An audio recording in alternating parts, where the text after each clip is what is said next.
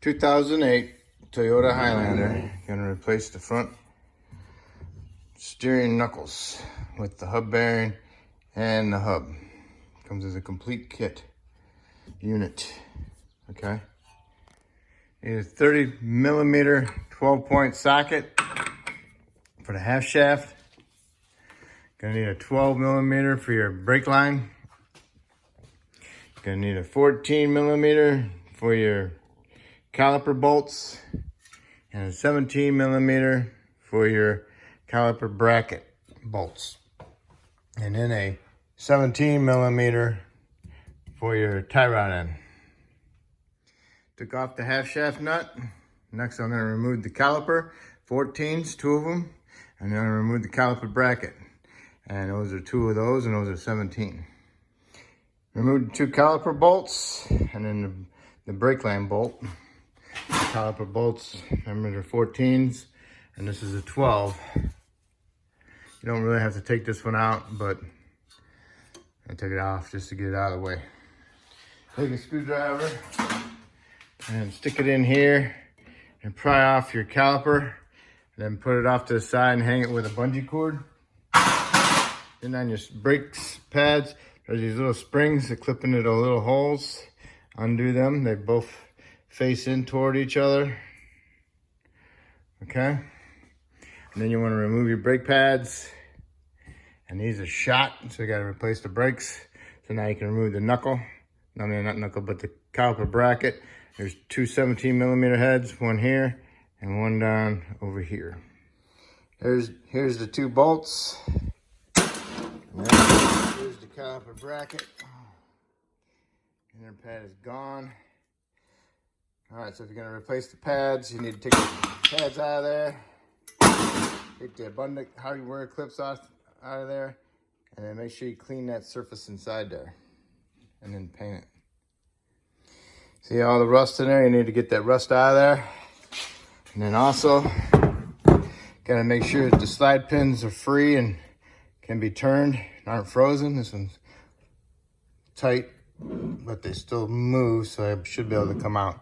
You pull them out and you clean them up, and you put some new Sil Glide on there and push them back in. Do not fill them up with Sil Glide. Also, you want to inspect your caliper boots on your pistons. Make sure they're not cracked or anything. Gonna give you problems in the future. Cracked. So they need to be replaced. Also, that the pads were unevenly worn down to nothing. And this has got 300,000 miles on it. It's time for some new calipers. All right. Then you get to get the rotor off. If the rotor's bonded on there, you need to get yourself a mini sledge. You can put some penetrant around here, and you can smack it in between the studs. I wouldn't try to do that if you're not a good swinger. Otherwise, just hit them on the inside. The vibration will knock them loose. So, you can go like this. 9. And make sure you put a nut on there so you don't knock the rotor off and land on your air hose and cut it, or your foot. Okay? So they're coming loose. So these ain't too bad, because in the past I did brakes and I put anti-seize behind them to help prevent them from rusting and bonding on there. It's not totally too bad, but we're getting new hubs anyway, so it doesn't matter. And this is what it looked on the inside. Beautiful, huh?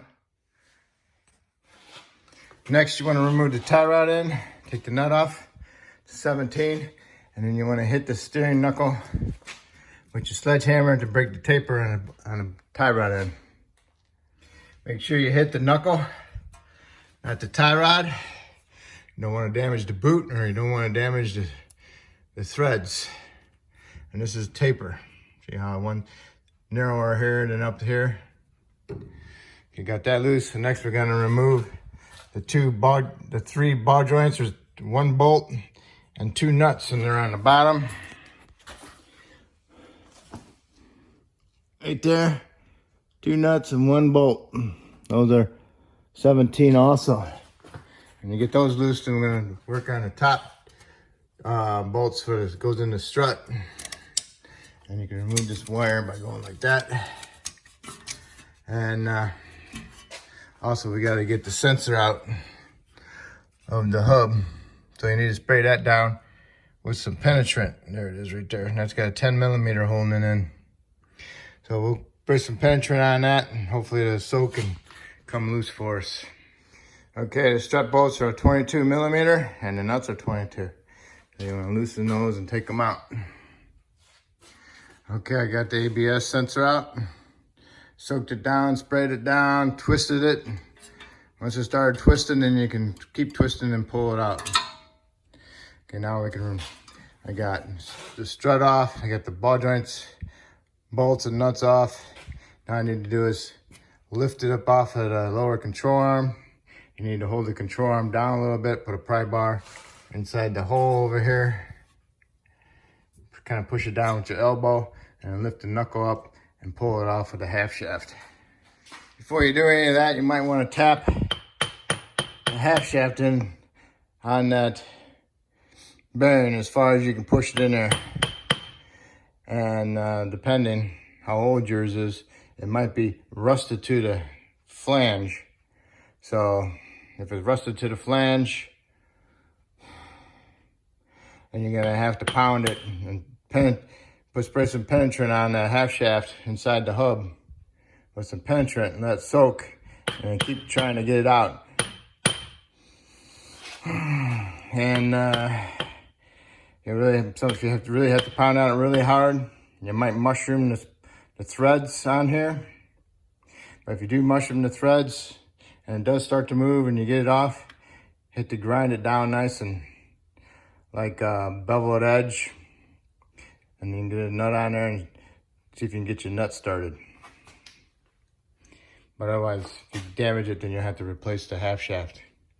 And it's really bonded on there and you can't get it off, then you're gonna have to replace the half shaft with the whole unit, because you're replacing it anyway. Okay, my bearing is shot. Not supposed to sound like that. Next you want to do is check out your ball joint. Make sure the boot's good on it. Make sure there's not excessive play in there, because you want to do all this work and have a bad ball joint.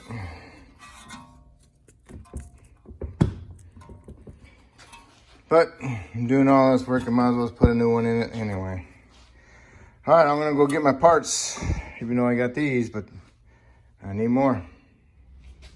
All right, you need to take the little clip off, cotter pin, get a 19 millimeter, take the nut off. And what you do is you hit the knuckle right here with a sledgehammer, you'll break the taper. Then you can take the ball joint off and put it on your new knuckle. All right, you got the ball joint. I got the used one because none available. So if you got a new one, put it in the same way. Tighten your nut up, line up the hole, put your cotter pin in there. Put some anti-seize on your studs and in your hole. So when you go back together, it's already in there. Put some anti-seize in your splines. And now you can install this onto the vehicle. Put a little bit of anti-seize inside here for your ABS sensor. Okay, what you want to do is have your pry bar in there, pry down the control arm.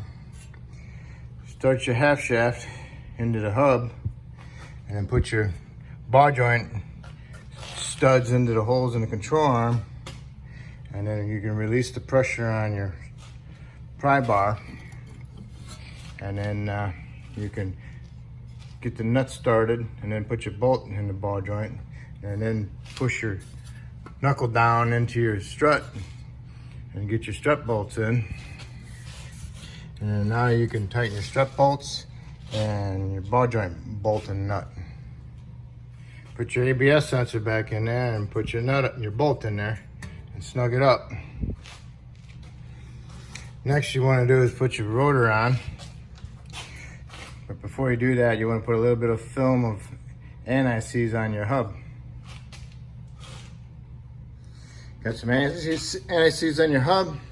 All you're gonna do is put your rotor on there and make sure you clean the rotor off to get the shipping oil off of there. Use some Windex, glass cleaner, or some degreaser, soap and water. Don't use brake clean. Get the rotor back on there. Use a pair of vice grips. Put it on the stud lightly so you don't damage the threads. You just want to hold it straight.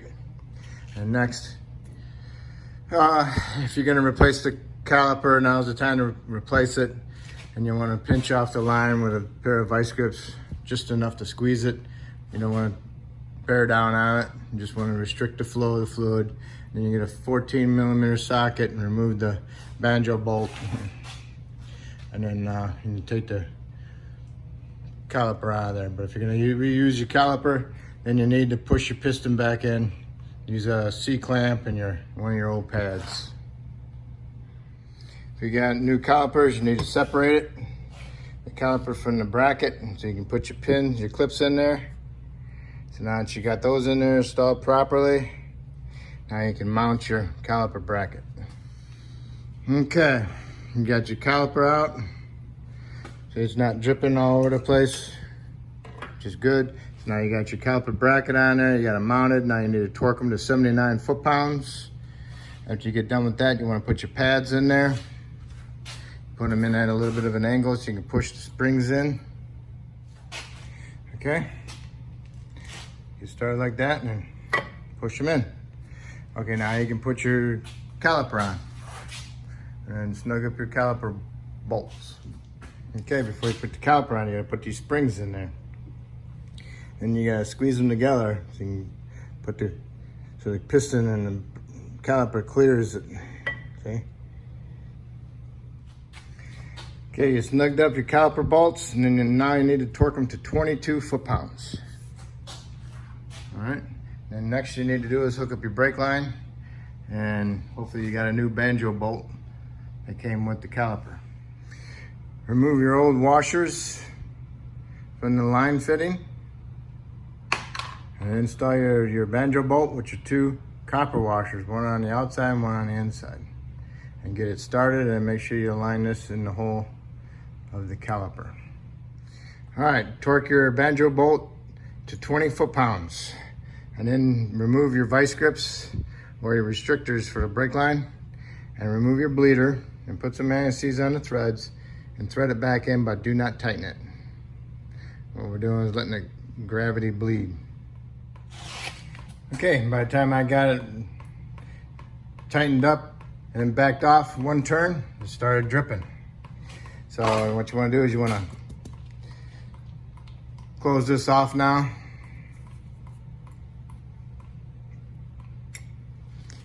And you can hook up your tie rod into your knuckle and tighten up your nut. And then we're going to put this axle nut on there, snug it up, and then we'll torque it. And go ahead and tighten your tie rod to 50 foot-pounds, and then you want to line up the hole for your cotter pin and put your cotter pin in. And then you did the axle nut, you snugged it up. Now you need to torque it. You need to torque it to 217 foot-pounds. And how to hold it is you put a screwdriver in the caliper fin, and you put it against the caliper bracket. That way you can go to push down on your torque wrench and torque it.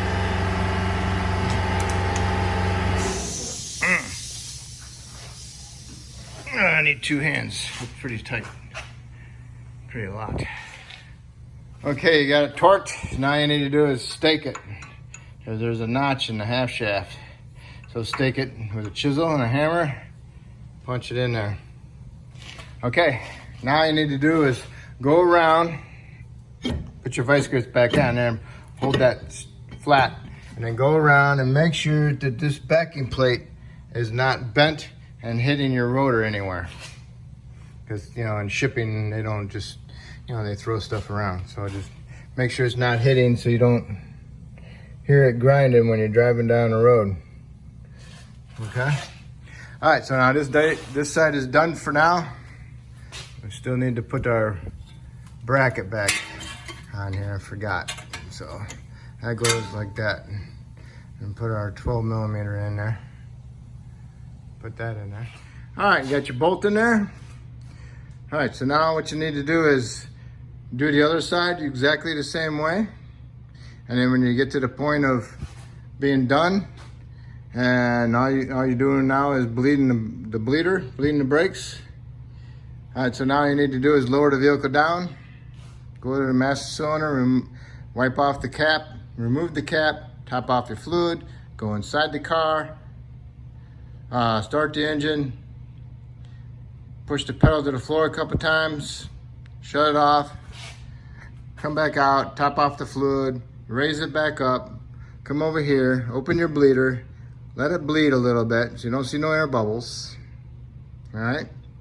So now what you need to do is close it, lower the vehicle back down again, push your pedal to the floor a couple times, raise it back up, smack the caliper a little bit with a hammer, mini sledge. That vibration helps get the air from around the pistons. Open your bleeder, let it bleed, make sure you don't see no air. Close it off, put your little dust cap back on it.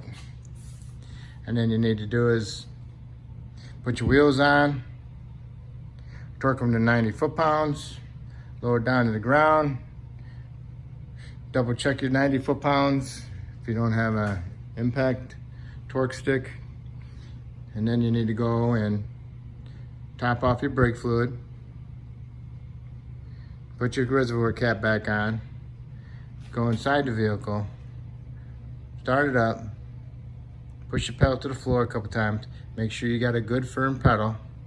If it's good and firm, that's when you're done. All right? So, if I helped you out replacing these components, that's great. If you'd help me out by subscribing, I'd appreciate it. And if you already did, I want to thank you.